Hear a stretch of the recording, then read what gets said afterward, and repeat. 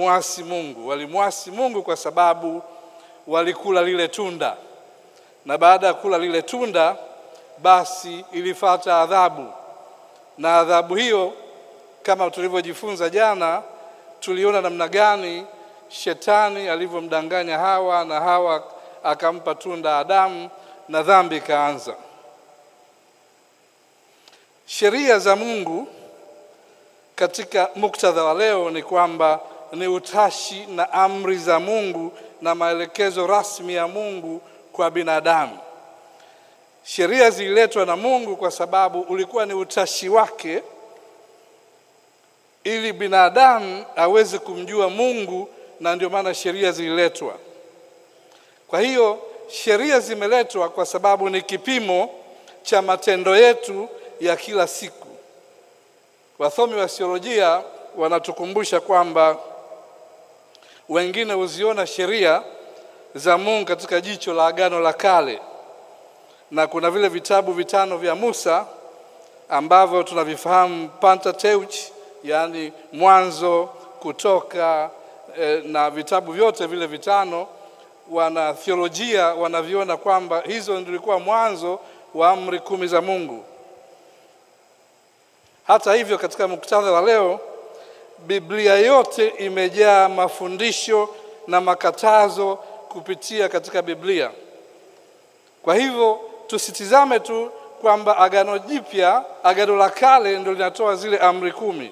Tutizame Biblia yote, utaona kuna makatazo ya Mungu kuhusu mambo gani ambayo Mungu anatukataza. Sheria ni makatazo. Sheria ni kumpima binadamu asiendelee kufanya yale ambayo Mungu anamkataza kuyafanya. Kwa hiyo Mungu alimwagiza mwanadamu. Ukisoma ile Mwanzo 2, ile sura ya 2, Mungu alimwagiza mwanadamu na alimtarajia mwanadamu aishi kwa kumpendeza Mungu. Lakini tumeona jana mambo gani Hawa na Adam walifanya. Na ndio maana tunajifunza ile sura ya 3, tunaona mambo yanabadilika. Binadamu au mwanadamu kupitia Adam na Hawa wanashindwa kumtii Mungu. Naomba wote tufungue kitabu cha Mathayo ile sura ya 22 mstari wa 37 mpaka 39. Hapa tunapata dhana na maana ya sheria za Mungu. Yesu alikutana na yule mwanasheria tajiri, na yule mwanasheria akamuuliza, nifanye nini niweze kurithi ufalme wa mbinguni? Yesu akamjibu, mpende Bwana Mungu wako kwa moyo wako wote na kwa roho yako yote na kwa akili zako zote. Hii ndio amri kuu ya Mungu. Umpende Bwana Mungu wako kwa moyo wako wote na kwa roho yako yote. Yesu aliendelea, tena hii amri ni ya kwanza, na ya pili inafanana nayo inasema mpende jirani yako kama nafsi yako. Kwa Yesu anatukumbusha amri kubwa za Mungu ni 2, zimegawa katika maeneo mawili. Ukisoma kile kitabu cha Mathayo ile mstari wa 37 na 39, kwamba tumpende Mungu, na kama tunampenda Mungu kwa moyo wetu wote, ina maana tutatenda yaliyo mema. Na kama tunampenda Mungu, tutawapenda majirani zetu kama tunavyojipenda sisi wenyewe. Sasa Mungu aliamua kutoa sheria na aliziandika hizo sheria mbalimbali zinazofunuliwa katika Biblia. Sababu moja hapo, kwa mfano, kwa nini Mungu alileta amri 10? Mungu alileta amri 10 kwa sababu ya matendo ya binadamu.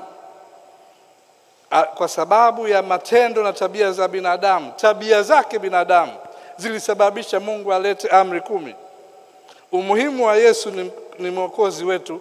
Kwa hiyo amri zilizoletwa na Mungu zilikuwa ni ukumbusho kwamba Yesu ni mwokozi wetu, na Yesu ndiye atakayetukomboa kutoka katika dhambi. Lakini amri za Mungu au sheria ni kizuizi cha kutenda dhambi. Ni kizuizi cha kutenda dhambi. Ndio maana katika Biblia kuna sheria ambazo Mungu amezitoa. Lakini pia hizi amri ambazo Mungu amezitoa ni kutuelekeza tuweze kuakisi tabia ya Mungu. Ukisoma Wagalatia, kama mnaweza kufungua Biblia zenu, Wagalatia 2 ile sura 24 inaeleza kwamba kwa nini Mungu alitoa sheria. Ukisoma pia kitabu cha Yakobo sura ya 1 mstari wa 23, sheria ni kama kioo. Sheria ni kama kioo, kinakuonesha tabia yako. Sheria zinaashiria tabia yako. Kwa hivyo Mungu alitoa sheria ili tujifunze kujitizama tabia zetu. Na kama tunasoma sheria na kuzifuata sheria za Mungu, tutaona wapi ambapo tunakosea. Mungu alitutaka tufuate sheria ili tutambue dhambi. Bila sheria hatuwezi kutambua dhambi. Kwa hiyo sheria inaletwa ili tuweze kutambua dhambi. Kwa hiyo Mungu ameweka vigezo, Mungu ameweka utaratibu. Mungu anataka tabia zetu zifanane na yeye. Na ndio maana Mungu alipotuumba, alituumba kwa mfano wake. Lakini kwa sababu ya tabia ya dhambi zetu tumeshindwa kufanana na Mungu. Ukisoma kile kitabu cha Warumi yule sura ya 3 mstari wa 10 mpaka 18 inakuonesha kwamba Mungu anataka tumuelewe na tutende haki. Tukimfuata tabia ya Mungu kupitia kwa Yesu, basi tutaondokana na dhambi. Lakini kama hatutajiangalia katika amri za Mungu, tutaendelea kuwa katika dhambi.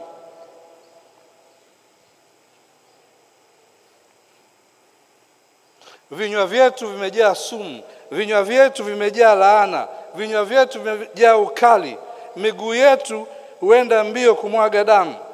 Njia zote ambazo binadamu anapita sasa hivi zimeharibika na ni huzuni tupu. Kwa hivyo Mungu ameleta sheria ili tuweze kujitizama matendo yetu. Mungu ameleta taratibu ili tuweze kujifahamu na kujiangalia dhambi ambazo tunazitenda. Dhambi ni mbaya kama tulivyoona tokea jana. Dhambi ni uharibifu. Dhambi ni uasi. Dhambi ni kutomfuata Mungu. Dhambi ni madhaifu ya binadamu. Kwa hiyo Mungu ameleta sheria ili tuweze kutambua madhaifu yetu. Kusingekuwa na sheria, tusingetambua madhaifu yetu. Kwa hiyo madhaifu ambayo tunayaona kupitia Biblia na maandiko ya Biblia, kupitia amri 10 za Mungu na kupitia sheria ambazo Mungu ametupatia, zinatusaidia kufahamu mapungufu yetu. Unaweza kusoma kile kitabu cha Yakobo ile sura ya 1 mstari wa 23. Sababu nyingine ambazo Mungu ameleta sheria ni kwamba Waisraeli, kama tunavyoona katika Biblia, walikuwa hawatii amri za Mungu, hawatii mwenendo wa Mungu. Kwa hivyo Waisraeli wote watasikia na kuogopa na kamwe hawatafanya uovu kama huo, kwa sababu siku hizo hapakuwepo na mfalme katika Israeli. Kila mtu alifanya yaliyokuwa ni mema machoni mwake. Ukisoma kile kitabu cha Waamuzi ile sura ya 21 mstari wa 25, unakumbuka kwamba kabla Mungu hajaweka sheria, wana wa Israeli walikuwa wanaishi wanavyotaka. Na kwa sababu walikuwa wanaishi wanavyotaka, ilibidi Mungu alete sheria. Bila kuwa na sheria, binadamu angeendelea kutenda mabaya zaidi na asingejitambua. Kwa hiyo sheria ni kama mzazi kwa mwanae. Sheria ni kama mzazi kwa mwanae. Mtoto anapoanza kutambaa, anapoanza kutembea, ni lazima mama yake amwekee utaratibu ili afuate ule utaratibu, ili mtoto asiingie mahali ambapo ni pabaya. Kwa hiyo Mungu ametoa sheria. Mungu ametoa utaratibu ili tuweze kufuata anachokitaka Mungu tutende, kwa sababu sisi binadamu tumeingia katika dhambi. Kwa hiyo sheria za Mungu kwa mwanadamu ni kumwangazia mwanadamu mahala pa kupita asijikwae au kutumbukia pasipo stahiki. Kwa hiyo sheria si tu kwamba ni kioo, lakini ni mwanga wa huyu binadamu asiendelee kujikwaa. Sheria za Mungu hazitarajiwi kuwa za kudumu. Sheria za Mungu hazitarajiwi kuwa za kudumu. Mungu alipomwita Musa katika ule mlima Sinai akampatia zile amri 10, ni baada ya kuona binadamu anaendelea kufanya machafuko. Kwa hiyo alimpa Musa zile amri 10 zimsaidie binadamu asiendelee kujikwaa. Mpaka leo tunatumia sheria na bado tunajikwaa. Kwa hivyo Yesu Kristo alipomwaga damu yake pale msalabani, ile damu ilikuwa ni kutukomboa sisi binadamu kutoka katika dhambi, kwa sababu dhambi haiwezi kuondolewa na sheria. Dhambi haiwezi kuondolewa na sheria. Dhambi itaondoka kwa sababu Yesu Kristo alimwaga damu yake pale msalabani. Kwa hiyo tunaokolewa kwa damu ya Yesu Kristo. Kwa neema ya Yesu Kristo dhambi tutaondoka katika dhambi. Lakini sheria haiwezi kutuondoa katika dhambi. Sheria inatuonesha tabia zetu za siku hadi siku ili tuachane na hizo dhambi. Kwa hiyo kama unajiangalia kwenye kioo, na ndio sheria. Kama mama anamwangalia mtoto wake mdogo, na ndio sheria kwamba mtoto asijikwae. Kwa sheria zimeletwa na Mungu tusiendelee kutenda dhambi. Lakini dhambi haiondolewi na sheria. Ila dhambi inatusaidia, sheria inatusaidia kufahamu dhambi. Pasinge kuwepo na sheria, pasinge kuwepo na dhambi.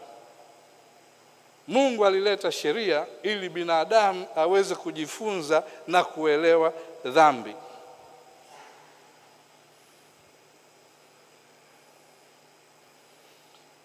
Sasa nitawagawa katika makundi mawili. Muda unayoyoma. Nitawagawa katika makundi mawili. Kukatia hapa ni A, kukatia hapa ni B.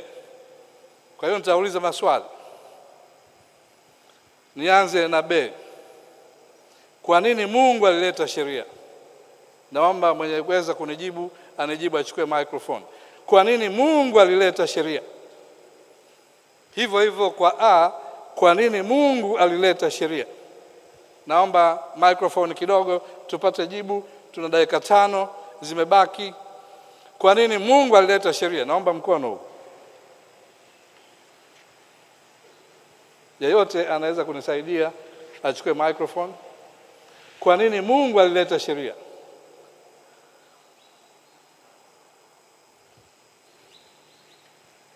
Mungu alileta sheria ili tuweze kujua ni wapi tulipokosea. Asante, umejitahidi. Nisikie upande A. Kwa nini Mungu alileta sheria? Kwa nini wana wa Israeli Mungu aliwapa zile amri 10 katika ule mlima wa Sinai? Kwa nini Mungu alitoa amri 10? Naomba nisikie upande huu.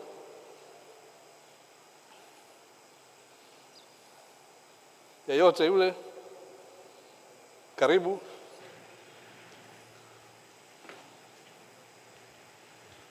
Ili tuufahamu upendo wake na tuuishi. Amina. Ili tuufahamu upendo wake na tuishi.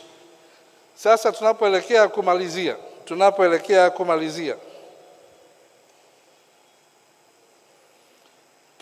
Paulo anatuambia kwamba sheria ni kifungo. Paulo anatuambia sheria ni kifungo, ni prison. Kwa sababu sheria haiokoi. Japo inakuonesha kama kioo dhambi na mapungufu yako dhidi ya vigezo vya Mungu kwa mwanadamu. Kwa hiyo Mungu ameweka vigezo kupitia sheria. Unapoisoma amri 10 za Mungu, unaposoma sheria za Mungu kupitia Biblia, unaona utukufu wa Mungu. Unaona Mungu anachotaka binadamu tukifanye katika maisha yetu. Kwa hiyo sheria kama mlivyosema inatusaidia kujitambua na kutambua mapungufu yetu. Lakini anayetuokoa katika dhambi ni Yesu Kristo. Anayetuokoa katika dhambi ni Yesu Kristo. Kwa sababu dhambi hatuwezi kujiokoa katika dhambi mpaka tumfuate nani? Yesu Kristo. Sasa tumalizie kwa kusoma Wagalatia ile sura ya 3 mstari wa 23. Kabla imani haijakuwepo, tulikuwa tumefungwa chini ya sheria mpaka imani ifunuliwe. Kwa hiyo sheria ilikuwa kama kiongozi wa kutufikisha kwa Kristo ili tuhesabiwe haki kwa imani. Kwa hiyo kitabu cha Galatia kinatukumbusha, kinatufafanulia kwa nini Mungu alitoa sheria. Mungu alitoa sheria ili tuweze kumtambua tabia ya Mungu na matarajio ya Mungu kwa binadamu. Baada ya kusema haya, na kwa sababu kipindi chetu kina muda maalum na nikiangalia kwenye screen muda wangu umefika, basi kwa leo tusimame tuombe ili kuruhusu kipindi kinachofuata. Naomba tusimame tuombe kwa kumshukuru Bwana. Mungu kae juu mbinguni, tunakushukuru kwa namna pekee umetukutanisha tena. Tunajaribu kuelewa kwa nini ulitunga sheria. Katika kuisoma Biblia, Mungu ulitunga sheria tuweze kuijua dhambi. Ulitunga sheria tuweze kujitizama matendo yetu. Kama kusingekuwa na sheria, tusingejua kwamba sisi ni wadhambi.